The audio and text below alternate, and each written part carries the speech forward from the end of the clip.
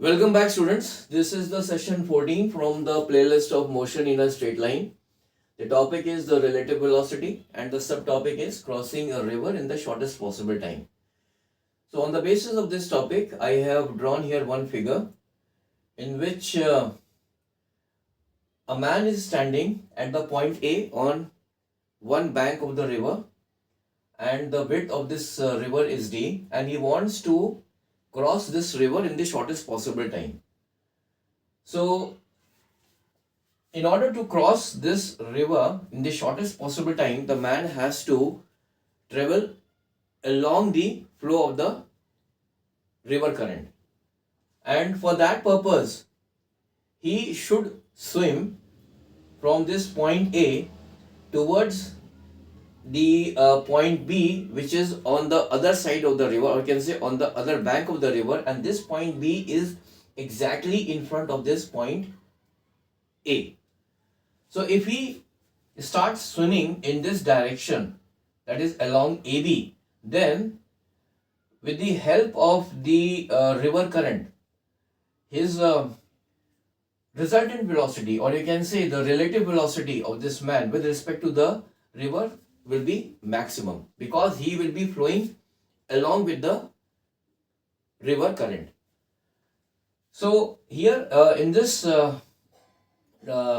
diagram, I have taken a point A on the one side of the river where the man is standing, and he will now swim towards the point B, which is exactly in opposite to this point A on the other side of the river, or you can say this point B is just in front of this point A, or in other words we can say that AB is the shortest distance of travel, which is equal to D, and D is what? It is the width of the river.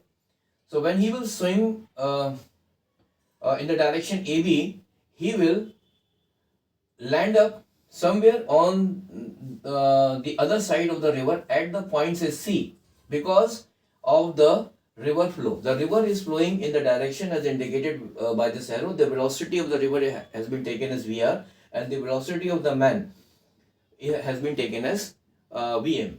So because of the flow of the river current, he will swim in this direction, that is in the direction AB, but he will land up at another point on the other side of the river at the point C, because of the flow of the river current. And because of this flow of the river current, his resultant velocity, or you can say the relative velocity of this man with respect to the river, will be equal to, by this this vector triangle, that is ABC, we can find the resultant velocity or the relative velocity of the man with respect to the river by using the relation, that is VRM square will be equal to Vm square plus VR square. So from here, the velocity of the man with respect to the river will be equal to under root Vm square plus VR square. So in this way, when he will swim from A to B, he will his resultant velocity will be equal to under root of Vm square plus VR square, and this will be the maximum velocity which will be gained by this man. And we know that the time taken will be equal to the distance traveled by this man, that is equal to AC, divided by his relative velocity with respect to the river, which is equal to under root of Vm square plus VR square. And this will be the shortest time in order to cross this river. Now from this vector triangle ABC, this vector triangle ABC, in this vector triangle ABC, this AB is representing the velocity of the man, the side BC is representing the velocity of the river, and the side AC is representing the relative velocity of the man with respect to the river. And at the same time, from this vector triangle, the side AB is equal to the width of the river, and here I have taken the angle theta, which is the angle between the velocity vector Vm and the velocity vector VRM. So AC can be found from the this trigonometric ratio, that is cos theta is equal to base upon hypotenuse. So I can write this base is equal to AB. So AB upon AC is equal to cos theta. So from here I can write down that AC is equal to AB upon cos theta. Now cos theta can also be written as from this vector triangle ABC, that cos theta can also be written as Vm upon Vrm. So I can write this. Now AB is equal to D. So this can be written as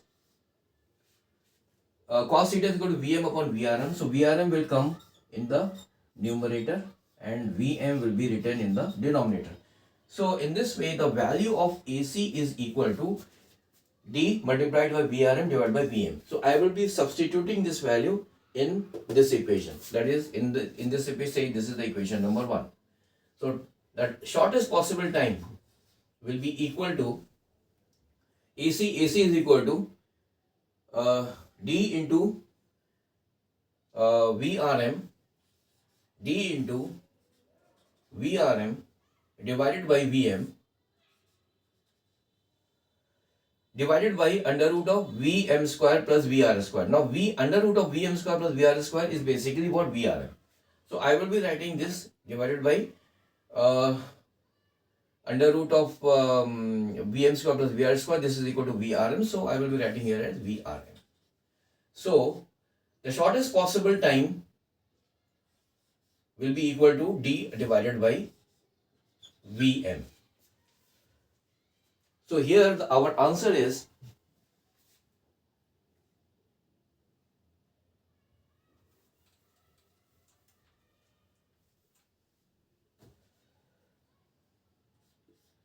the shortest possible time will be equal to D divided by Vm. So if a man wants to cross the river in the shortest possible time, then the time can be calculated by dividing the width of the river divided by the velocity of the man. And in this case, he has to swim across the river in the direction which should be perpendicular to the bank of the river at which he is standing. So thank you very much for joining this session. In the next session, I will be now coming up with a simple question which will be based on this topic of relative velocity. So till then, have a nice day. Bye.